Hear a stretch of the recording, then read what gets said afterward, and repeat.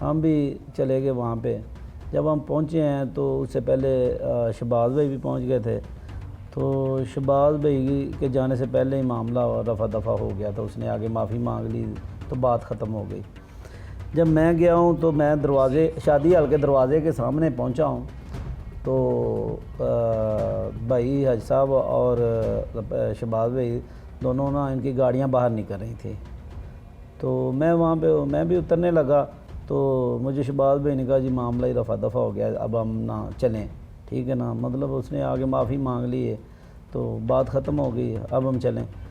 ویسے ہم نے ویسے ہی گاڑیاں حاج صاحب کی گاڑی آگے لگ گئی, ہم نے پیچھے لگا لی ہیں. سیدھے ہم یہ جلیانہ ہمارا جو گاؤں کا ڈیرا ہے نا, ادھر جو آپ کا بھائی علاقہ ہے, جو بھائی ہمارا گھر ہے اور علاقہ بھی ہے, یہاں پہ آ گئے ہیں.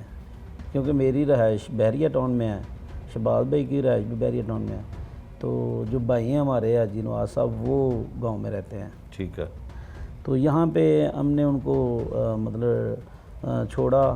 اور اس کے بعد میں نکلا ہوں. میں نے فارم ہاؤس جانا تھا, میرا راجپور فارم ہاؤس ہے یہ پاس ہی ڈریم گارڈن سوسائٹی کے ساتھ. تو میں نے ادھر جانا تھا تو میں اس کے لیے نکلا ہوں تو انہوں نے جو ہے نا راستے میں اٹیک کر دیا میرے اوپر. میری گاڑی کو اتنی مطلب فائر لگے, اندھا دھند فائرنگ انہوں نے کی, جس سے میری گاڑی کے ٹائر بھی پھٹ گئے.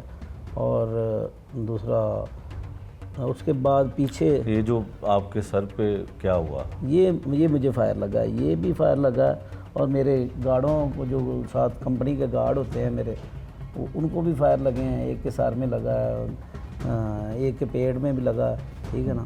تو یہاں پہ ایک سب سے اہم بات آپ کو بتا دیتے ہیں کہ جو مقتول تھا اس کے بھی سر پہ فائر لگے, سیدھے فائر جس کو کہتے ہیں, سیدھے فائر مارے گئے. اور یہ جو زخمی ہیں ناصر صاحب, ان کے بھی یہ سر پہ جو ہے گولیاں لگی ہیں. کوئی شخص ایسا نہیں تھا کہ جس پہ فائر کیا اور وہ زخمی نہ ہوا ہو.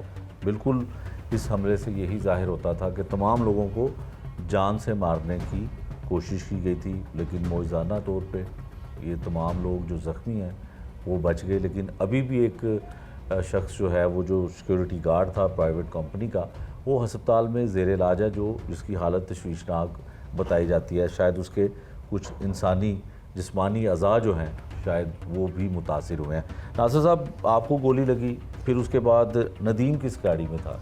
اس کے بعد کیونکہ وہ ایک ایسی شدید فائرنگ تھی, اس میں یہ صرف ڈرانے والا یا کوئی اس طرح کا والا تو کوئی سین ہی نہیں تھا. وہ سیدھی فائرنگ, اور وہ اس اینگل پہ فائرنگ کر رہے تھے جو سیدھی سر میں ہی لگ رہی تھی. ٹھیک ہے. کیونکہ اس میں آپ دیکھیں مجھے سر میں فائر لگا, میرے گارڈ کو سر میں فائر لگا, جو بھابھی ہیں ان کو سر میں فائر لگا, جو ندیم جو بھتیجا جس کی ڈیتھ ہوئی ہے اس کے بھی سر میں فائر لگے. ان کا اینگل یہی تھا کہ وہ سیدھی فائرنگ اس اینگل پہ کر رہے تھے کہ جو سیدھی اگلے بندے کے سر میں